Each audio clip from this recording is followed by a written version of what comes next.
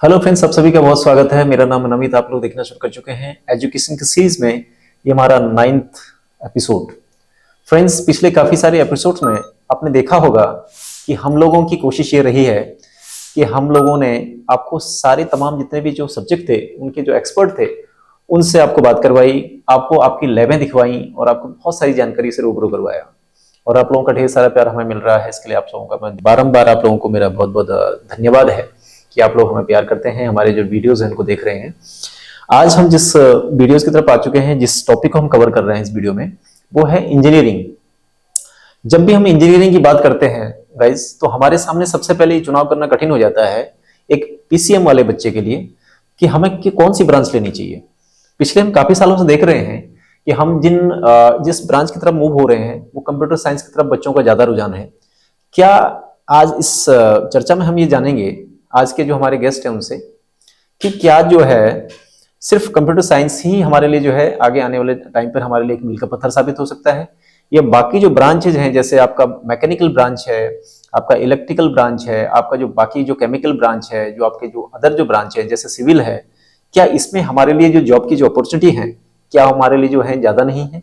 तो इन सारे विषयों को हम लोग आज इस सारे सेगमेंट को कवर करेंगे। आज के जो हमारे गेस्ट हैं उनसे पूछेंगे, उनके एक्सपीरियंस है वो काफी ज्यादा है और उन पर हम चर्चा करेंगे, उनसे बात करेंगे, हमारे गेस्ट से उनसे पूछेंगे कि आज जो है कि हमारे पास इन जो बीटेक की जो क्षेत्र है यानी इंजीनियरिंग का जो क्षेत्र है हमारा, उसमें क्या क्या पॉसिबिलिटीज उनके लिए जनरेट होती हैं, तो उनको सबको कवर करेंगे। आपसे हमारी रिक्वेस्ट है कि आप वीडियो को शुरू से लेकर अंत तक देखते रहिए, वीडियो में बने रहिएगा, क्योंकि सारा जितना भी डिस्कशन हम करेंगे आप लोगों को ध्यान में रख करके वो बहुत महत्वपूर्ण होने वाला गाइज। तो ठीक है, चलते हैं हमारे गेस्ट के पास में, उनसे बात करते हैं आज इस विशेष चर्चा में इंजीनियरिंग के फील्ड पे, इंजीनियरिंग के विषय में। और आपको बताएंगे कि हमारे जो गेस्ट हैं वो बताएंगे आपको कि आप जो हैं कि किस तरह से अपने आप को ग्रोथ कर सकते हैं, आगे चलकर अपने आप को स्टैब्लिश कर सकते हैं एक इंजीनियरिंग के फील्ड में। Thank you. स्टूडियो में आज मौजूद है हमारे साथ में हमारे यूट्यूब मंच पर, वो हैं डॉक्टर नीलांजना बनर्जी मैम हैं। आप यूपीएस यूनिवर्सिटी यानी कि देहरादून की सबसे बड़ी यूनिवर्सिटी है, पेट्रोलियम यूनिवर्सिटी के नाम से हम लोग जानते हैं। आप एसोसिएट प्रोफेसर हैं, head of department chemical and petroleum engineering में। मैम आपका बहुत बहुत स्वागत है हमारे चैनल पर। आप आए, आपने अपना कीमती वक्त दिया मैम। और आज चूंकि जो हमारा जो टॉपिक है, आज का जो विषय है जी, वो है हमारा इंजीनियरिंग पर हम लोगों ने आपसे चर्चा करने के लिए आपसे समय लिया है मैम जी। तो सबसे पहले मैम हमारे जो व्यूअर्स हमें देख पा रहे हैं, थोड़ा सा मैं स्टार्टिंग में थोड़ा सा उनको आपका जो परिचय है वो कराना चाहता हूँ। तो आप थोड़ा मैम अपने बारे में एक बार थोड़ा सा बताइए हमारे व्यूअर्स को कि आप कैसे, आपकी शिक्षा कहाँ से शुरू हुई है, कैसे आपके एजुकेशन से जर्नी कैसे स्टार्ट किया, तो इस बारे में जी। थैंक यू सो मच मुझे ये अपॉर्चुनिटी देने के लिए और मुझे यहाँ पे बुलाने के लिए। मेरी पढ़ाई जो है मैंने कई साल पहले कंप्लीट कर ली थी। मेरी जो पीएचडी डिग्री है, मैं डॉक्टरेट हूँ, मेरी पीएचडी डिग्री केमिकल इंजीनियरिंग में ही है, Missouri university of science and technology USA से, अमेरिका से। उसके पहले मैंने मास्टर्स की थी केमिकल इंजीनियरिंग में, वो की थी मैंने institute of chemical technology ICT Mumbai से। मेरी जो बैचलर्स डिग्री रही है वो निर्मा यूनिवर्सिटी अहमदाबाद गुजरात से रही है। फिलहाल पिछले 10 साल से मैं एक टीचिंग प्रोफेशन में हूँ। टीचिंग, रिसर्च, बच्चों के साथ काम करना 10 साल तक मैं यही कर रही हूँ। हाल फिलहाल में ये इसी साल मैं कहूँगी हमारी यूपीएस की जब कॉन्वोकेशन हुई थी तो मेरी post graduate diploma management in leadership and management भी एक और डिग्री हुई है, बट दैट इज मोर के जो है उसके ऊपर एक। तो ये मेरी बैकग्राउंड रही है और मैं केमिकल इंजीनियर हूँ और मैं पढ़ाती भी केमिकल इंजीनियरिंग ही हूँ बच्चों को। ठीक है मैम। तो गाइस आप देख पा रहे होंगे मैम ने अपना जो इंट्रोडक्शन है आपको डिटेल में बताया कि आपके पास कितना गहरा अनुभव है, अपना काफ़ी रिसर्च उन्होंने किया है अपने फील्ड में और आप काफ़ी बारीकी से आपको समझा सकते हैं। बेसिकली मैम मैं नेक्स्ट क्वेश्चन पे आता हूँ। दरअसल क्या होता है मैम, जब हम काउंसलिंग के लिए जाते हैं बिल्कुल, तो इंजीनियरिंग का फील्ड जब भी हम करते हैं तो पीसीबी यानी पीसीएम वाला जो बच्चा है हमारा, खासकर जिसने फिजिक्स केमिस्ट्री मैथ से जो है 12th पास आउट किया हुआ, अच्छे मार्क्स उसने कवर कर लिया और वो इंजीनियरिंग के फील्ड में अपना करियर देख रहा है, लेकिन सबसे बड़ा जो दिक्कत है इसमें, जो सबसे ज़्यादा जो प्रॉब्लम वाली बात है कि बच्चों को थोड़ा-सा ये लगता है मैम कि कौन सा ब्रांच चूज़ किया जाए आजकल, हम्म। क्योंकि काफ़ी सालों से ये कड़वा सत्य भी है कि काफ़ी सालों में काफ़ी रिसेशन भी आए हैं इस क्षेत्र में। बिल्कुल काफ़ी सारी जॉब की जो है दिक्कत भी आई है, काफ़ी बिल्कुल। सारी इंजीनियरिंग को, जो हमारे काफ़ी रिलेटिव भी हैं, काफ़ी हमारे फ्रेंड्स भी हैं, जो हम्म हमारे सब स्टूडेंट जुड़े हुए हैं, वो इस बारे में काफ़ी बताते भी हैं। तो सबसे पहले चुनाव को लेकर के एक बड़ी समस्या रहती है बच्चों के हम्म सामने मैम, कि हम्म। उनको फील्ड को कैसे फाइनल करना चाहिए मैम, कैसे समझेंगे वो कि ये फील्ड हमारे लिए ज़्यादा बेटर रहेगा और इसी फील्ड में हम अपना करियर बेटर बना सकते हैं। जी, तो देखिए, जैसे आपने शुरू किया पीसीएम से, जी तो जी। फिजिक्स केमिस्ट्री मैथ्स मैथ्स की। बहुत इंपॉर्टेंट हो जाता है इंजीनियरिंग के बैकग्राउंड के लिए। जी जी। आप आप चाहे कोई भी इंजीनियरिंग लेना चाहे, चाहे वो मैकेनिकल लेना चाहे, इलेक्ट्रिकल लेना चाहे, इलेक्ट्रॉनिक्स लेना चाहे, केमिकल लेना चाहे, पेट्रोलियम लेना चाहे, ये अलग अलग इंजीनियरिंग के फील्ड्स हैं। जी जी। आप चाहे किसी को भी लेना चाहे, आपका फिजिक्स और मैथ्स बहुत स्ट्रांग होना चाहिए। अच्छा, फिजिक्स। तो 12th में ही आप इस पे थोड़ा सा ध्यान दें कि आपके फिजिक्स और मैथ्स स्ट्रांग हो। अच्छा। अब जैसे जैसे आप पढ़ने लगते हैं तो अपनी खुद की भी एक इच्छाएं होती है। से फॉर एग्जांपल, अगर आपका फिजिक्स और मैथ्स स्ट्रांग नहीं है जी जी। और अगर आपको इंजीनियरिंग करना है, तो मेरे हिसाब से आप पहले उस पर थोड़ा सा ध्यान दीजिए। जब ये खासकर मैं 11th और 12th के बच्चों के लिए कहूंगी जी कि अपने फिजिक्स मैथ्स पे बहुत ज़्यादा ध्यान दीजिए अगर उनको आपको इंजीनियरिंग के लिए जाना है। जी। जी अब बात आती है कि मैं कौन सा चुनूं, मैकेनिकल चुनूं, केमिकल चुनूं या सिविल चुनूं। देखिए यहाँ पे ना, कौन सा चुनूं ये कहना बहुत बहुत ही बहुत कठिन है। डिफिकल्ट एक कठिन। जी जी। क्वेश्चन है, जिसका आंसर ना जी ऐसे हम मतलब मैं ये कभी नहीं कह सकती कि सिविल ज्यादा अच्छा है या मैकेनिकल अच्छा है या केमिकल अच्छा नहीं है। जी। जी ये कह नहीं, ये अंतर कर पाना ना बहुत ही डिफिकल्ट हो जाता है। जी। जी ज्यादातर जब बच्चे मेरे पास आते हैं काउंसलिंग के लिए, या मैं जब किसी से भी इस बारे में बात करती हूँ, जी। जी तो मैं उनसे ये कहती हूँ कि आप इन सारी चीज़ों के बारे में, इन सारे फील्ड्स के बारे में आपके पास बहुत सारा इंफॉर्मेशन वेबसाइट, इंटरनेट पे अवेलेबल होता है। आप उनको पढ़िए। जी। जी पढ़ना थोड़ा ज़रूरी है, जी। क्योंकि हर एक क्षेत्र का जॉब अलग अलग होता है। अलग अब अलग। मैं एग्जाम्पल दे रही हूँ। जी जी। मैकेनिकल इंजीनियर बन के आप क्या कर सकते हैं? मैकेनिकल इंजीनियर्स की आजकल के टाइम पे ज़रूरतें हैं। जी जैसे मान लीजिए आजकल हमारी गाड़ियाँ पेट्रोल से मूव करके ईवी, इलेक्ट्रॉनिक व्हीकल्स की तरफ हम बढ़ रहे हो हैं, रहे हैं। जी जी। है ना? जी अब जैसे बात इलेक्ट्रॉनिक व्हीकल की आती है, तो आजकल आपको सड़कों पे भी काफी सारे इलेक्ट्रॉनिक व्हीकल्स नजर आते होंगे, जी। जी जो जैसे टाटा के नेक्सॉन ही आप ले लीजिए। जी। अब मान लीजिए जो टाटा का नेक्सॉन है, नेक्सॉन गाड़ी दिखने में कैसी होगी, उसका बॉडी का बिल्ड कैसा होगा, उसका दरवाजे कैसे खोलेंगे और उसका शेप कैसा होगा, ये सारी चीजें जो है ये एक मैकेनिकल इंजीनियर डिसाइड करता है। उसका इंजन कैसा होगा, जी उसका इंजन का रनिंग कैसी होगी, जी। उसका फंक्शनिंग कैसा होगा, वो डिजाइन में देखने में कैसे होगा, उसका काम वो कैसे करेगा, ये सारी चीजें एक मैकेनिकल इंजीनियर डिसाइड जी करता जी। है ना? जी अब अगर आपको इन सारी चीजों में इंटरेस्ट आ रहा है, अगर आप अपने आप को ये देख पा रहे हैं कि ये ऐसा काम है जिसको करने में मुझे खुशी मिलेगी, जी। तब जी। आप मैकेनिकल इंजीनियरिंग को चूज करें। अच्छा। अब जैसे इलेक्ट्रॉनिक्स की अगर हम बात करें, तो जैसे हमारा फोन चलता है अभी, हम बात, आप सब लोगों को पता होगा, जी आप जी। लोग खबरें पढ़ते होंगे, जी न्यूज़पेपर में देखते होंगे क्या। हम लोग, पहले एक टाइम था जब हमारे मोबाइल फोन्स पे 2G नेटवर्क आता था। जी। जी अब उसके बाद 3G आया, फिर 4G आया, जी। अब 4G के बाद अभी 5G की बात कर रहे हैं, धीरे धीरे हम 6G की भी बात कर रहे हैं। जी। जी। तो ये जो अपग्रेडेशन हो रही है टेक्नोलॉजी जो है। टेक्नोलॉजी में, जी जी। तो ये टेक्नोलॉजी अपग्रेडेशन के साथ साथ हमारा फोन भी अपग्रेड हो रहा है, जी जी। फोन का सिम कार्ड भी अपग्रेड हो रहा है। अच्छा। तो ये जो टेक्नोलॉजी अपग्रेडेशन जो करनी पड़ रही है, ये जी कोई तो कर रहा होगा, जी। जी कोई। है ना? जी तो ये कौन करता है? ये एक इलेक्ट्रिकल इलेक्ट्रॉनिक्स का जो बैकग्राउंड के जो लोग हैं वो जी करते हैं। जी। एक लैपटॉप का दो हिस्सा होता है, एक हार्डवेयर होता है, एक सॉफ्टवेयर होता है। सॉफ्टवेयर वाला जो काम है वो कंप्यूटर इंजीनियर वालों का काम है, करेगा। लेकिन जो हार्डवेयर वाला जो काम है ना, वो एक इलेक्ट्रॉनिक्स इंजीनियर अच्छा का अच्छा। काम है। जी जी। अभी हम आजकल जो गाड़ियां चलाते हैं, हमारे हर किसी, चाहे वो आप एकदम लो एंड गाड़ी ले लो, एकदम बड़ा वाला हाई एंड गाड़ी ले लीजिए, जी। हर गाड़ी के अंदर का जो आप देखोगे, स्टीरियो रहता है, जी जी। स्क्रीन्स रहते हैं, बिल्कुल। अलग अलग तरह की फंक्शनिंग रहती है। ये बटन दबाया, वो हो गया, सनरूफ खुल गया, जी जी। जी वो सेंसर लगा दिया, आजकल तो इतने सारे सेंसर्स आने लगे हैं कि तो आपको कुछ करने की जरूरत नहीं पड़ रही है, हर चीज गाड़ी अपने आप ही कर रही है, पार्किंग से लेके शुरू करके हर चीज। तो ये जो सेंसर्स का एक दूसरे के साथ तालमेल करके जो ये पूरा गाड़ी को संभालना चलाना, आपने ये भी सुना होगा आजकल एक तरह की गाड़ी आ रही है जिसको हम लोग ड्राइवरलेस कार कहते हैं। बिल्कुल बिल्कुल। बिना ड्राइवर की गाड़ी, मतलब किसी को चलाने की जरूरत नहीं है, गाड़ी अपने आप चल रही है, आपको बस रूट सेट करना है। तो ये कैसे चल रही होगी? सेंसर्स होंगे, वो सेंसर अपने आप डेटा कलेक्ट कर रहा है और वो डेटा के अनुसार ये गाड़ी ड्राइव कर रही है। तो ये जो पूरा का पूरा है, ये कौन कर रहा होगा? ये एक इलेक्ट्रॉनिक्स इंजीनियर की यहाँ एक जरूरत है। तो गाड़ी बनाने के लिए मैकेनिकल चाहिए, गाड़ी को चलाने के लिए इलेक्ट्रॉनिक्स चाहिए। तो आजकल हर क्षेत्र अगर आप देखेंगे तो अलग अलग इंजीनियरिंग की जरूरतों से वो सेक्टर आगे बढ़ रहा है। चाहे वो ऑटोमोबाइल ले लीजिए, एनर्जी ले लीजिए, आजकल हम लोग सब कह रहे हैं कि कोल से आगे बढ़ के, पेट्रोल से आगे बढ़ के हमें रिन्यूएबल की तरफ जाना है ताकि हमारा जो प्रदूषण है वो कम हो।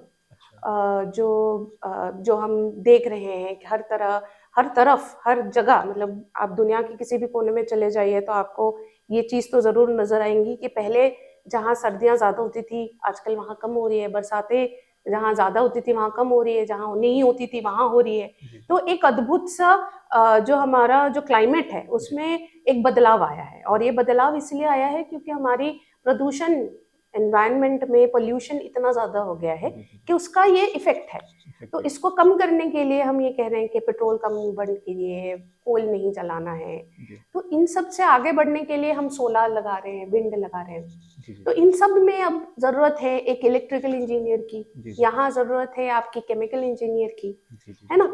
तो अब आपको पहले तो आप थोड़ा बहुत इन सब चीजों के बारे में, सेक्टर्स के बारे में आप जैसे जैसे पढ़ने लगेंगे ना, और मेरा ये रिक्वेस्ट बच्चों से रहता है कि आप कोई भी डिसीजन लेने से पहले थोड़ा सा पढ़ लें। आजकल ऐसा कुछ नहीं है इंफॉर्मेशन जो आपके पास अवेलेबल ना हो। हमारे वक्त था सर, जो किताबों के अलावा हमारे पास कोई ऑप्शन नहीं था। आजकल तो हर चीज इंटरनेट में अवेलेबल है।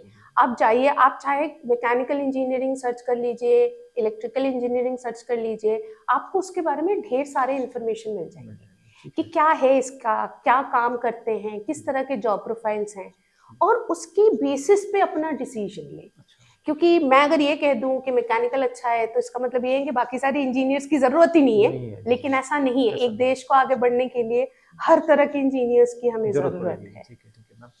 तो गाइस, आप देख पा रहे होंगे जितने हमारे व्यूअर्स हमसे जुड़े हुए हैं फ्रेंड्स, मैम ने आपको हर डिटेल को बहुत बारीकी से उन्होंने आपके सामने साझा किया। उन्होंने बताया कि देखिए, जैसे आप लोग हमसे ज़्यादा रिक्वेस्ट करते थे कि कंप्यूटर साइंस के बारे में ही बताइए, कंप्यूटर साइंस से हमको इंजीनियरिंग करनी है, लेकिन मैम ने आपको हर ब्रांच की जो है वैल्यू भी बताई कि किस तरह से करना है। और चुनाव करने से पहले आपको थोड़ा सा रिसर्च करना है, क्योंकि आपके पास इंटरनेट है, आप इंटरनेट के थ्रू देख सकते हैं कि क्या किस में आपको लग रहा है कि आपका इंटरेस्ट ऑफ लेवल आपकी किस तरफ ज़्यादा जा रहा है। आपको लग रहा है कि आप मैकेनिकल की तरफ आप बढ़ सकते हैं, वहाँ पर आपका करियर आप अच्छा बना सकते हैं। मैम ने आपको वो भी चीज़ भी बताई कि उसमें क्या क्या पॉसिबिलिटीज़ हैं। मैम ने आपको ये भी बताया कि अगर आप इलेक्ट्रॉनिक्स इंजीनियरिंग की तरफ जाना चाहते हैं तो उसमें क्या आपको कितना अपना जो है आगे चल करके किन किन क्षेत्र में आप अपना जो है प्लेसमेंट ले सकते हैं। इसके अलावा कंप्यूटर इंजीनियरिंग के अलावा पेट्रोलियम हो गया, केमिकल हो गया, सबका अपनी अपनी वैल्यू है। लेकिन किसी भी पर्टिकुलर, जैसे आप बीटेक करते हैं या कोई भी इंजीनियरिंग के क्षेत्र में जाना चाहते हैं, चाहे वो किसी भी क्षेत्र में है, तो उसमें आपको सारी चीज़ें बहुत बारीकी से देखना पड़ेगा। और जहाँ पर भी आपको लगता है कि यहाँ पर आपका इंटरेस्ट लेवल ज़्यादा जा रहा है, आपको लगता है कि नहीं आप पर्टिकुलर इसी चीज़ में ज़्यादा अच्छा कर पाएंगे, तो मेरे हिसाब से उस हिसाब से आप अपना चुनाव कर सकते हैं। मैम, सेकंड क्वेश्चन पे मैं आता हूँ। जैसे कि आपने ये चीज़ के बारे में जानकारी दी, दूसरा मैम हमारे पास ये आता है कि अब छात्र कैसे चुनाव करें मैम, कि कौन सा हमारे लिए कॉलेज ज़्यादा बेटर रहेगा, उसकी क्वालिटी को कैसे चेक करें। कि जैसे बहुत सारी यूनिवर्सिटीज़ कह रही हैं आज के डेट में कि आप हमारे पास आइए, हम आपको पॉलिटेक्निक भी करा देंगे, हम आपको इंजीनियरिंग भी करा देते हैं। इसी काउंसलिंग से निकल करके एक क्वेश्चन और हमारे सामने आता है। बच्चा हमसे पूछता है, छात्र हमसे पूछते हैं जो हमारे से जुड़े हुए हैं, कि कॉलेज का चुनाव करते हुए उसे किन किन बातों को ध्यान में रखना पड़ेगा, कि कौन से कॉलेज हमारे लिए बेटर हो सकते हैं, जहाँ पर प्लेसमेंट के ऑप्शन अच्छे मिल सकते हैं, जहाँ क्वालिटी एजुकेशन अच्छी। बिल्कुल।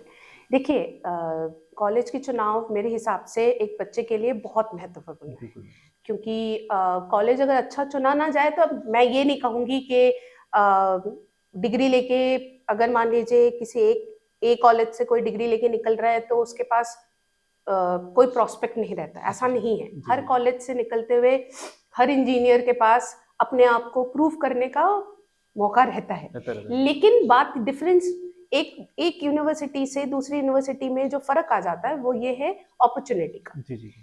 जैसे मान लीजिए अगर कोई आईआईटी से निकल के बाहर निकल के कहीं पे नौकरी ढूंढने जाता है जी, और कोई एक स्टेट यूनिवर्सिटी से या कोई छोटे कोई यूनिवर्सिटी से निकल के जाता है, तो दोनों में अंतर यह है कि आईआईटी को हर कोई जानता है, बिल्कुल। तो उसकी डिग्री का जो एक वैल्यू है जी, जी, जी। वो ज्यादा हो वो जाता ज़्यादा है। हो जाता है। जी, जी। तो यहाँ फर्क आ जाती है। अच्छा, अच्छा, अच्छा। तो चुनाव के लिए मेरे हिसाब से जो कुछ एक दो चीजें हैं जो आपको ध्यान में रखने की जरूरत है। जी, एक तो सबसे पहले है एक हर साल जी। मंथ ऑफ जून जुलाई के महीने में गवर्नमेंट ऑफ इंडिया से एक लिस्ट निकलती है जिसको हम लोग नेशनल फ्रेमवर्क रैंकिंग कहते हैं, NIRF, national institutional ranking framework, अच्छा। NIRF कहते हैं। जी, जी। ये गवर्नमेंट ऑफ इंडिया निकालती हैं मिनिस्ट्री ऑफ एजुकेशन से, अच्छा। हायर एजुकेशन से, जी, जी। और जिसमें ना यूनिवर्सिटीज की, इंस्टीट्यूशंस की रैंकिंग होती है अच्छा। अक्रॉस इंडिया, जी, जी। Pan India. वहां आपको जितने भी यूनिवर्सिटीज हैं जी, उन जी। सब की रैंकिंग मिल जाएंगी। अच्छा, अच्छा। आप देखेंगे मोस्टली सारे जो हमारे यहाँ के आईआईटीज हैं वो ऑब्वियसली आपको पहले 1 2 3 4 5 में आपको उनके नाम मिल जाएंगे। जी, जी। उसके बाद धीरे धीरे आप देखोगे कि बाहर और भी, जैसे हमारे NITs, national institute of technologies हैं, जी, जी। स्टेट यूनिवर्सिटीज है, यूनिवर्सिटी ऑफ दिल्ली हो गया, यूनिवर्सिटी ऑफ मुंबई हो गई, जी। तो इन सब के लिस्ट होंगे। तो उसमें उससे अगर आप टॉप 100 के इंस्टीट्यूशंस का रैंकिंग आप देख लो, जी, जी, जी। तो मेरे हिसाब से अगर कोई कोई मान लीजिए कोई यूनिवर्सिटी कोई कॉलेज अगर पहले 100, क्योंकि हमारे इंडिया में 1000 यूनिवर्सिटीज हैं बहुत सर, ज़्यादा, बहुत ज़्यादा। 1000, जी, जी, जी। और आगे के सालों में ये और बढ़ेंगी जी, क्योंकि बच्चे ज्यादा और हर साल ग्रेजुएशन के नंबर्स जी, जी। बढ़ते रहते हैं, तो ये और खुलेंगी। अच्छा। तो आप अगर पहले 100 भी छांट के देख लीजिए कि जो जो यूनिवर्सिटी में आप जाना चाहते हैं क्या वो उन 100 में आते हैं, तो मुझे लगता है ये एक अच्छा एक चुनाव हो टॉप जाती 100 की है। बात कर रहे हैं। मतलब आप ये कह के जा सकते हो कि वो एकदम खराब तो नहीं होंगे, नहीं अगर वो होंगे। पहले 100 में आ रहे हैं जी, जी, जी। तो वो एकदम खराब तो बिल्कुल भी नहीं जी, जी, होंगे। जी। एक बार रैंकिंग का पता चल जाए उसके बाद दूसरा ये है कि आप ना एक बार जिस यूनिवर्सिटी में आप लेना चाहते हो ना एक बार जाके मिल लो। जी, जी। मेरे हिसाब से ना आप एक बार कैंपस पहुंचोगे ना, जी, जी, जी। क्लासरूम्स देखोगे, उनका लैब देखोगे तो लेने से पहले, जी, जी, जी। एडमिशन लेने से पहले, क्योंकि आप वहां जाते हो ना तो आपको भी एक फील मिलता है उस जगह की जी, जी। कि जगह कैसी है। उनके वहां पे जाके उनके टीचर्स से बात करें, स्टूडेंट से बात करें। अच्छा। बात करने से ना आपको खुद को ये अंदाजा लग जाएगा कि ये जगह कैसी है, जी, जी, जी, जी। यहाँ पे क्वालिटी एजुकेशन यहाँ हो रही क्वालिटी है या नहीं है। डिपार्टमेंट कैसे है? एग्जैक्टली काफी बार ऐसे होता है, और ये मैंने खुद ने भी अपने जान पहचान और इन सब के थ्रू मैंने ये चीज देखी है जी, जी। कि मतलब यूनिवर्सिटीज क्लेम तो करती हैं बहुत कुछ, लेकिन आप अगर उनके कैंपस में जाकर देखेंगे तो आपको शायद दिखेगा कि बहुत सारी चीजें ना हो। बिल्कुल, बिल्कुल। तो ये एक बार जाके देखना ना ये जरूरी है। ज़रूरी है। आइदर आप खुद जाके देखिए या तो फिर आप किसी ऐसे इंसान से पता करिए जो आपके जान पहचान में हो और जो वहां से पढ़े हो। जी, जी, जी, जी। तो इससे क्या होता है ना कि एक अच्छा मतलब एक फीडबैक मिल फीडबैक जाता अच्छा है मिल जो जाएगा। जी, जी। सही है या नहीं है। जी, जी, जी। तीसरा जो है कि यूनिवर्सिटी के वेबसाइट को विजिट करें जी। और वहां देखिए कि वो लोग प्लेसमेंट की किस तरह की बातें कर रहे हैं। हालांकि मैं ये भी मानती हूँ कि हर कोई आजकल हर यूनिवर्सिटी क्लेम करती ये है भी थोड़ी दिक्कत है कि ना। हम जी, जी। 100% प्लेसमेंट दे देते बिल्कुल, हैं। बिल्कुल, बिल्कुल। लेकिन आपको मैं आज ये भी चीज बता देती हूँ यहाँ पे ऑन रिकॉर्ड जी, जी। कि आप देखिएगा वो 100% के बाजू में ना एक स्टार या ऐसा कुछ मार्क होगा। जी, जी, जी। क्योंकि नॉर्मली क्या होता है ना, ये जो 100% प्लेसमेंट की हम बात करते बात हैं, करते ये हैं। 100% प्लेसमेंट आपका होता है टोटल एलिजिबल, हम कहते हैं एलिजिबल नंबर ऑफ अच्छा, स्टूडेंट। अच्छा, अच्छा, जैसे अच्छा। मान लीजिए 100 बच्चे हैं क्लास में, जी, जी, जी। अब 100 में से करीबन हो सकता है कि 20-30 बच्चों का कोई ना कोई बैक हो, बैकग्राउंड। जी, जी, फेल हो गया हो, पास ही ना कर पाया हो कोई जी, सब्जेक्ट। बिल्कुल। अब मान लीजिए कोई कंपनी आती है जी, प्लेसमेंट के लिए, तो जी। कंपनी की ना अपनी क्राइटेरिया होती है। अच्छा, वो कहते हैं कि हमें उन्हीं बच्चों को लेके जाना है जिनका एक भी बैक ना हो, अच्छा, अच्छा, अच्छा। या जो मेन कोर सब्जेक्ट्स हैं उनमें बैक ना हो, ऐसे क्राइटेरियाज वो रखते हैं। जी, जी, जी, जी। तो अगर इस तरह के क्राइटेरिया आ गए तो मान लीजिए 100 में से अब तो सिर्फ 70, अगर 30 बच्चों का बैक है अच्छा, तो 70 बच्चे एलिजिबल। eligible। तो वो अब 70 बच्चों में से 70 बच्चों को प्लेस कर दिए जी, तो वो कह देंगे कि हमारा हमारा 100% हो 100% गया। प्लेसमेंट अच्छा, हो अच्छा। गया। जी, जी, जी। लेकिन अगर आप 100 में से देखोगे तो वो 70% ही 70% प्लेसमेंट है। बिल्कुल।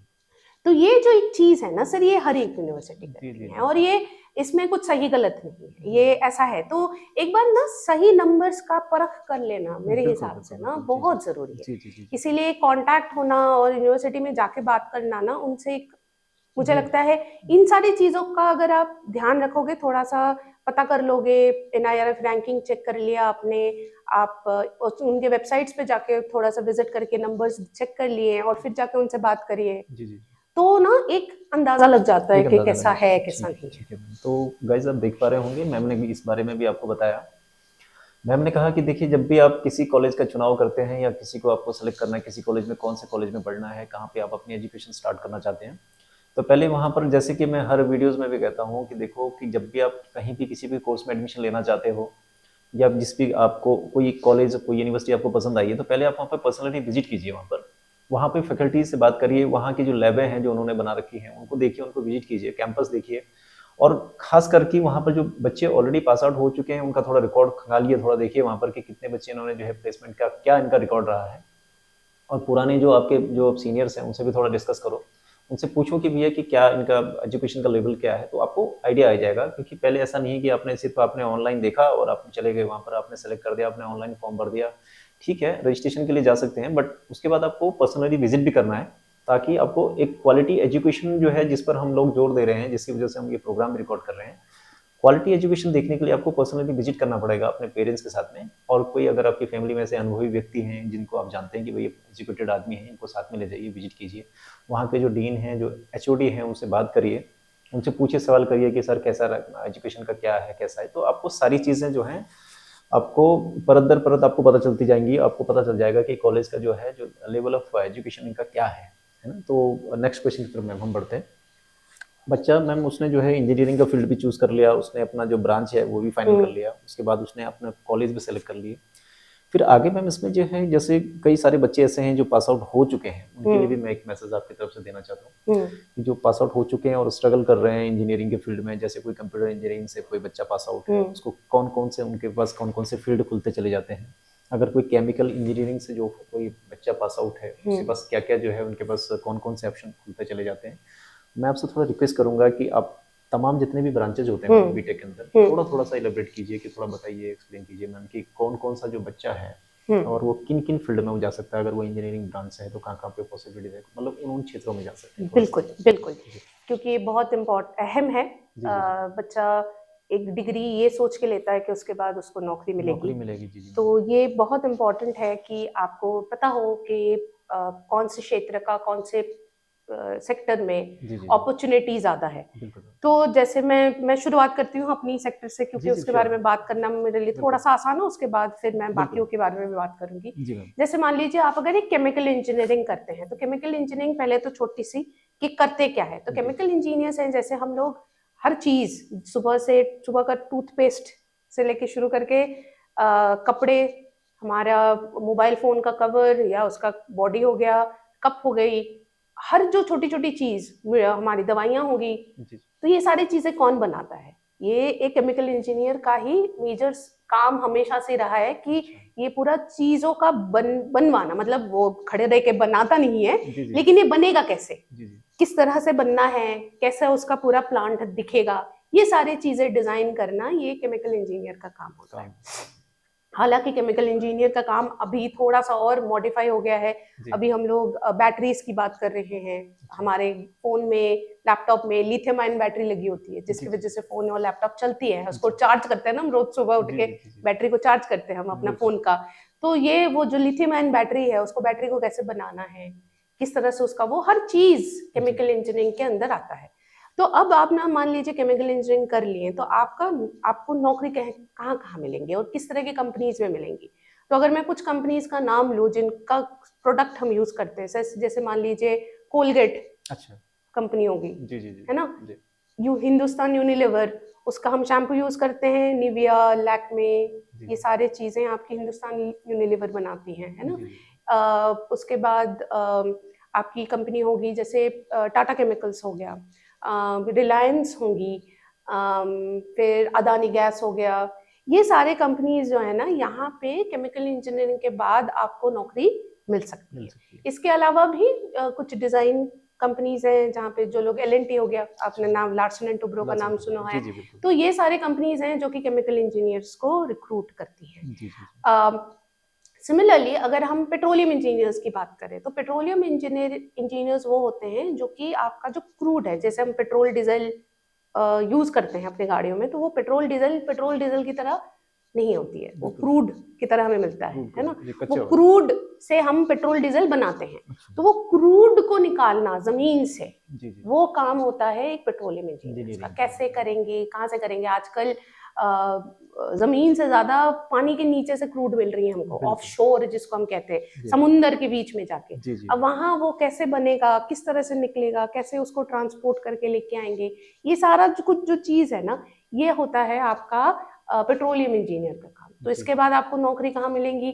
इसके बाद नौकरी मिलेंगी आपको ब्रिटिश पेट्रोलियम हो गया, शेल हो गया, हैलिबर्टन हो गया, एक्सोन मोबिल हो गए, सारे यूएस के MNC कंपनीज हैं। इन सब में आपको नौकरी मिल सकती है, और सारे कंपनीज इंडिया में भी लोकेटेड हैं, तो ये सारे कंपनीज आके बच्चों को लेके भी जाती हैं। श्लम्बर्जर हो गई। तो इस तरह के कंपनीज में आपको पेट्रोलियम इंजीनियरिंग के बाद नौकरी मिल सकती है। तो इस तरह का काम होता है, प्रोस्पेक्ट्स ये होते हैं। उसके बाद मान लीजिए अगर मैं मैकेनिकल इंजीनियर्स की बात करूं, तो मैकेनिकल इंजीनियरिंग करके आपके लिए बहुत सारे सेक्टर्स वहां ओपन है। मैकेनिकल इंजीनियर्स ऑटोमोबाइल सेक्टर में भी जा सकते हैं, जैसे मान लीजिए टाटा मोटर्स हो गया, महिंद्रा हो गया, मारुति हो गया, इन सब में भी जा सकते हैं। मैकेनिकल इंजीनियर्स आपके मैन्युफैक्चरिंग सेक्टर्स में भी जा सकते हैं, जहाँ पे मैन्युफैक्चरिंग होता है, चीजें बनती हैं, ठीक है। जैसे महिंद्रा का भी मैन्युफैक्चरिंग सेक्टर है, आपका बजाज का है मैन्युफैक्चरिंग सेक्टर है। तो इन सारे कंपनीज में आपके मैकेनिकल इंजीनियरिंग करके जाते हैं, जहाँ पे चीजें बनती हैं। जैसे इतने बड़े बड़े जो मशीनरीज हैं, जितने भी बड़े बड़े, आप टरबाइन देख लो, इतना बड़ा टरबाइन होता है, या आपका जो मान लीजिए कहीं पे जैसे शिप का जो टरबाइन, शिप बिल्डिंग जो होती है, इन सब में आपकी मैकेनिकल इंजीनियर्स की जरूरत पड़ती है। उसके बाद आप ले लीजिए इलेक्ट्रॉनिक्स इंजीनियर। इलेक्ट्रॉनिक्स का तो खैर मैंने काफी सारे एग्जांपल्स पहले ही दे दी थी कि जो टेलीकॉम सेक्टर है वहां पे जरूरत है। जो हमारा सेमीकंडक्टर सेक्टर है, सेमीकंडक्टर सेक्टर का मतलब मोबाइल हो गया, लैपटॉप्स हो गए, जहां वहां पे भी चिप्स की जरूरत पड़ती है, उन सारे सेक्टर्स में इलेक्ट्रॉनिक्स इंजीनियर्स की बहुत जरूरत है। फिर और कौन सा सेक्टर इंजीनियरिंग का? हाँ, सिविल एक मेजर, क्योंकि अब एक टाइम था बीच में जब हमको लग रहा था कि सिविल इंजीनियरिंग धीरे धीरे थोड़ा सा नीचे आ रहा है। हमें ना थोड़ा इस बात का ध्यान रखना चाहिए। हालांकि लोग ना इन सब चीजों बिना, शायद लोगों के पास भी इतना इन्फॉर्मेशन नहीं होता है, इसीलिए लोग कहते हैं कि इंजीनियरिंग की तो अभी जरूरत ही नहीं है। अभी मैं ना एक बहुत सिंपल सा सवाल आप सबसे पूछना चाहती हूँ, और मुझे लगता है इन सारे सवाल का जवाब आप खुद ही दोगे, तो आप खुद ही सवाल समझ में आ जाएंगे। कि मान लीजिए हम लोग कह रहे हैं कि भारत पिछले अगले 3-4 साल में, 10 साल में दुनिया के सबसे बड़ी इकोनॉमी बनने की कोशिश कर रही है ना। हम हमारी जितनी भी मेट्रो सिटीज हैं, हम सब में मेट्रो लगा रहे हैं। ये अपना ये क्या कहते हैं उसको, सिटी जो बात नहीं, मेट्रो सिटीज में हम लोग ये लगा रहे हैं, मेट्रोज लगा रहे हैं, है ना। मेट्रो की कंस्ट्रक्शन हो रही है, राइट। फिर हम कह रहे हैं कि हमें बुलेट ट्रेन चाहिए इंडिया में। अब ये सारी चीजें बनाएंगे कौन? कंस्ट्रक्शन करेगा कौन? सिविल इंजीनियर्स की अगर जरूरत ही नहीं है, अगर सिविल इंजीनियर्स की जरूरत नहीं है, तो मतलब लोगों को घर की जरूरत है। बिल्कुल। अगर मैकेनिकल इंजीनियर्स की जरूरत है नहीं है, मतलब लोगों को गाड़ियों की जरूरत नहीं है। अगर इलेक्ट्रॉनिक्स इंजीनियर की जरूरत नहीं है, इसका मतलब लोगों को मोबाइल की जरूरत नहीं है। अगर केमिकल इंजीनियर की जरूरत नहीं है, इसका मतलब लोगों को खाने पीने दवाइयों की जरूरत नहीं है। अगर हम ये कह रहे हैं कि इन सारे इंजीनियर्स की हमें जरूरत नहीं है, इसका मतलब ये है कि हम ये सारे चीजें छोड़ के वापस अपने गुफा में जाकर रहने वाले हैं, जो कि होने वाला तो है नहीं। यानी ये सारे इंजीनियर्स की भी जरूरत कभी खत्म नहीं होगी। सिविल इंजीनियरिंग बहुत ज्यादा इंपॉर्टेंट है, क्योंकि आजकल इंफ्रास्ट्रक्चर जिस रेट से बढ़ रही है, हर सिटीज में मेट्रोज आ रही हैं, बुलेट ट्रेन्स की हम बात कर रहे हैं, हम बात कर रहे हैं सिटीज जिस रेट से ग्रो कर रही हैं। आप दिल्ली देख लीजिए, नोएडा और गुड़गांव आज से 15 साल पहले जाते थे तो गांव लगता था। गाँव लगता था। अब तो दिल्ली इतनी बड़ी होगी तो दिल्ली शुरू कहाँ हो रही है खत्म कहाँ हो रही है समझ में नहीं आता। बिल्कुल। देहरादून ही देख लीजिए सर, एक टाइम विकासनगर अलग पड़ता था, अब तो जी, हर जी, जी। चीज देहरादून हो गया। सब तो डेवलप ये जो हो रहा है ये किसकी वजह से हो रहा है? इंफ्रास्ट्रक्चर जो ग्रो कर रही है ये सिर्फ और सिर्फ सिविल इंजीनियर्स सिविल की के वजह से जी, हो जी, रही है। जी, जी। तो सिविल इंजीनियर्स का जैसे एक मान लीजिए अभी जो सबसे बड़ा कंस्ट्रक्शन जो इंडिया में एक बहुत मेजर है स्टेक होल्डर है कंस्ट्रक्शन में, वो है लार्सन एंड टुब्रो। अब जितने भी बड़े बड़े आप ब्रिजेस देख लीजिए, फ्लाईओवर्स देख लीजिए, एयरपोर्ट देख लीजिए, ये सब लार्सन एंड टुब्रो। तो इन सारे सेक्टरों में आपकी नौकरी कहीं, मतलब मैं ये नहीं कहूंगी जैसे कंप्यूटर साइंस वाले एक ही कंपनी आके 300-400 लोगों को लेके जाती है, जाती है। जी, जी, जी। वैसे ये लोग रिक्रूट नहीं जी, करते। जी, जी। ये आते हैं, ये अपने हिसाब से अपनी रिक्वायरमेंट के हिसाब से हो सकता है कि 10-20 लोग ही लेके जाएं, अच्छा, लेकिन ये हर साल आके ऐसे 10-20 लोग लेके जाते हैं। अच्छा। अपनी है ना? अपना उनका अपनी अपनी हर किसी की अपनी है, जी, मतलब जी, जी। कंप्यूटर साइंस में हो सकता है कि एक ही कंपनी को 300 लोगों की जरूरत हो जाए। अच्छा, जी, जी। इनकी रिक्वायरमेंट वैसी नहीं होती है। इनकी मैं ये नहीं कह सकती कि एलएनटी आएगी 300 लोगों को लेके जाएगी, जी, ऐसा जी, कभी नहीं होता ऐसा है। नहीं होता। जी, बट वो हर साल आके 20 लोगों को लेके जाती है। जी, जी। तो ऐसा नहीं है कि इनकी रिक्वायरमेंट खत्म हो रही है, रिक्वायरमेंट 100% है। अच्छा, अच्छा। जी, जी। है ना? और इंजीनियरिंग करने के बाद और धीरे धीरे प्रोस्पेक्ट और बढ़ रही है, क्योंकि हम लोग की जरूरतें जितनी बढ़ती जा रही है इंजीनियर्स की रिक्वायरमेंट भी उतनी ही बढ़ती जा रही बढ़ती है। है। जी, जी, जी। तो समझ पा रहे हैं गाइस, मैम ने इस चीज़ को भी आपको आपको एक्सप्लेन करके बताया कि देखिए अगर आप इंजीनियरिंग कर चुके हैं तो उसके बाद किन किन फील्ड में आपके लिए पॉसिबिलिटीज जनरेट होती हैं, जहाँ जहाँ पर आप प्लेसमेंट के लिए आप ट्राई कर सकते हैं। और बहुत सारी कंपनीज ऐसी हैं जिनके बारे में आपको अवेयरनेस नहीं होगी। मैम ने वो कुछ चीज़ें भी, वो जानकारी भी आपको बताई। उन्होंने बताया कि देखिए आप किन किन फील्ड में जो है ट्राई कर सकते हैं। मैम इसमें एक और क्वेश्चन हमारे दिमाग में आता है कि अगर बच्चा जो है, कई बार मैंने देखा गया है अक्सर काउंसलिंग के दौरान, बच्चा बीटेक किया हुआ है और किसी अच्छी यूनिवर्सिटी से किया हुआ है, तो इसको कई बार वो कहता है कि अब मुझे एमबीए करना है। ये इसका इससे क्या रिलेशन है मैम? क्योंकि वो फिर वो मैनेजमेंट की तरफ भी जाना चाहता है, क्या इससे देखिए कुछ एडवांटेज मिलता है बच्चे को? हाँ, मतलब मुझे लगता है बीटेक के बाद एमबीए एक बहुत ही अच्छा एक अपॉर्चुनिटी देती है बच्चों ऑप्शन को। भी है। हाँ जी, जी, जी, जी, हाँ जी, जी, जी, जी। बिल्कुल। मतलब बच्चे ज़्यादातर इधर वो बाहर जाके कुछ एक बाहर की डिग्री हासिल करके कई बच्चे होते हैं जो इंडिया वापस आ जाते हैं और यहाँ काम करते हैं, जी, जी, जी। या तो फिर वो एमबीए कर लें। हम्म। और मुझे लगता है एमबीए करने से वो हो सकता है टेक्नोलॉजी से मूव करके थोड़ा मैनेजमेंट तरफ चला जाए, बट ये एक बहुत ऑप्शन अच्छा है बच्चों के लिए ग्रो करने के लिए। जी, जी। इंजीनियरिंग विद एमबीए है ना, जी, बहुत अच्छा एक कॉम्बिनेशन है। जी, उसका शायद उसका एक रीजन ये भी होगा मैम, क्योंकि टेक्निकल तो वो साउंड है। हाँ, अब वो वो चाहता है कि मैनेजमेंट तरफ। मैं मैनेजमेंट में भी अपनी सर पकड़ देखिए, बनाऊं। मैंने अपने काम से और अपने तजुर्बे से मैंने जो चीज़ मुझे जो समझ में आई है वो जी, ये जी, है जी। कि इंसान धीरे धीरे जैसे जैसे ऊपर बढ़ते जाते हैं ना, जी, जैसे जी। जैसे वो प्रोग्रेस करता है, ग्रो ग्रो करेगा। करता है, जी, जी, जी। उसका पद जैसे जैसे बढ़ता जाता है, वो टेक्निकल से मूव करके धीरे धीरे मैनेजमेंट। मैनेजमेंट तरफ ही हाँ, जाता है। क्योंकि फिर वो हेडिंग करेंगे हाँ, वो फिर कहीं मान लीजिए किसी ग्रुप का हेड हो गए, जी, जी, जी। टीम लीड बन गए, फिर मैनेजर बन गए, फिर सीनियर मैनेजर बन गए, जी, जी। फिर वो किसी वीपी बन गए, फिर डायरेक्टर बन गए। तो जैसे जैसे वो बढ़ते जाते हैं ना, वैसे वैसे वो मैनेजर की तरफ ही जाता है। तो वो एक अच्छा। एमबीए डिग्री मिलती है ना, जी, जी। तो वो जब मैनेजरियल पोजीशंस पे जाते हैं तब उनको एक एक्स्ट्रा एज मिल जाता है। अच्छा, अच्छा, अच्छा। और मुझे लगता है वहाँ पे बच्चों वहाँ पे फायदा होता है। क्योंकि तो अगर मैनेजमेंट के जो गुर हैं, मैनेजमेंट के जो चीज़ें हैं, वो उसको थोड़ी हेल्प करती होगी मैम कि एक बड़े लेवल पे उसको काम को अगर हाँ मैनेज आसानी से करना हो, मैनेज करने के लिए बिल्कुल और उसको बिल्कुल समझने के लिए, बिल्कुल ताकि इसीलिए बिल्कुल बच्चा जो है एमबीए भी करना चाहते हैं। बिल्कुल। एक और क्वेश्चन की तरफ बढ़ते हैं मैम कि चलिए फाइनली मैम ये सारी चीज़ें भी हमने डिस्कस कर ली, हमने बच्चे को बता दिया कि कैसे उसको ब्रांच उसको फाइनल करना है। गाइस आपको आपने ये चीज़ भी देखी, साथ साथ आपने ये भी देखा कि आप किस तरह से जो है अपने फील्ड का चुनाव करते हुए, कॉलेज का चुनाव करते हुए, फिर आगे चल करके कैसे आप अपनी जो पोजीशन को हायर करते हैं, आगे चल के एमबीए का क्या इसमें वैल्यू है, मैम ने सारी चीज़ें आपको बताई। फाइनल मैम एक मैसेज मैं आपकी तरफ से सारे उन व्यूअर्स को देना चाहता हूँ जितने भी बच्चे हैं। तो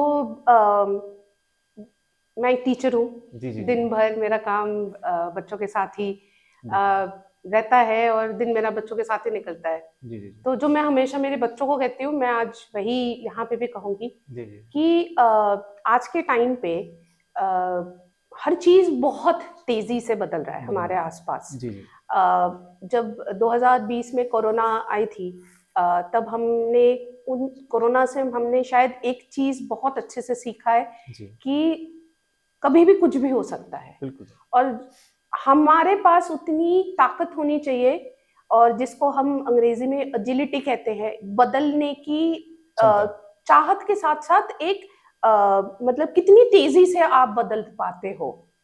एक तो होता है चाह, लेकिन हर किसी में वो काबिलियत नहीं होती कि वो तेजी से अपने आप को बदल पाए। बदल सके उसको। चाहत के साथ साथ वो अपने आप में वो फ्लेक्सिबिलिटी भी होनी चाहिए कि आप जल्दी से अपने आप को सिचुएशन के अनुसार ढल सके, ढाल सके अपने। बदल सके। जी जी ये होना बहुत जरूरी है आज के वक्त, जी जी क्योंकि आज आप देख रहे हो एक चीज, जी हो सकता है अगले 2 साल में वो पूरी की पूरी बदल जाए, जी जी कुछ और नया आ जाए, तो अपने आप को आपको बदलते रहना पड़ेगा। ये चीज ना, हमारा जो वक्त था, हमारे पिताजी माताजी का जो वक्त था, उसमें ना 10 साल तक एक चीज चलती थी, जी हमें जी 10 साल तक सोचने की जरूरत नहीं होती थी। जी जी आज वो 1 साल में बदल गया, मतलब हर 1 साल में कुछ नया आ रहा है। नहीं आ रहा है। तो उस केस में आपको अपने आप को जी अपस्किल करते रहने का, अपग्रेड करते रहने की बहुत जरूरत है। जी जी आप पढ़ते रहिए, पढ़ाई ना जिंदगी में कभी खत्म नहीं होती। हम ये सोचते हैं कि हम ग्रेजुएट हो गए, नौकरी कर रहे हैं, तो अभी हमें कुछ नया सीखने की जरूरत नहीं है। ये अगर आप सोच रखते हैं तो मैं आपसे ये रिक्वेस्ट करूंगी कि आप ये अपना सोच बदलिए, बिल्कुल। क्योंकि सीखने का कोई अंत नहीं है। जी जी और जिस रेट से अभी चीजें बदल रही हैं, आप अगर अपने आप नहीं सीखेंगे, अपने आप को नहीं बदलेंगे, अपने आप को समय के साथ लेके नहीं चलेंगे, तो आप सबसे पीछे रह जाओगे, बिल्कुल। और उससे आपका जो पर्सनल ग्रोथ है जी जी वो रुक जाएगी। रुक जाएगा। जी तो आपको अपने आप को लोगों के, दुनिया के साथ, दुनिया के बदलती चीजों के साथ अपने आप को अपग्रेड अपडेट करते रहना पड़ेगा।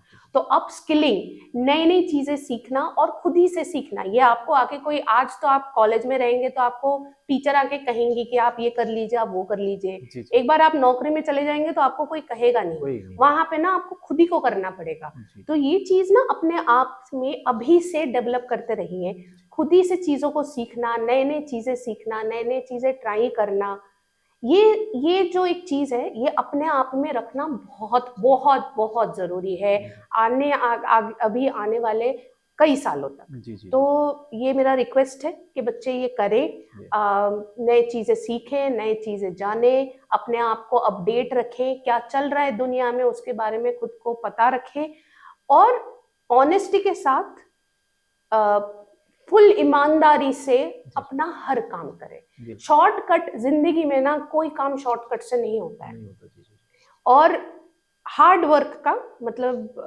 जिसको हिंदी में कहते हैं, कठिन।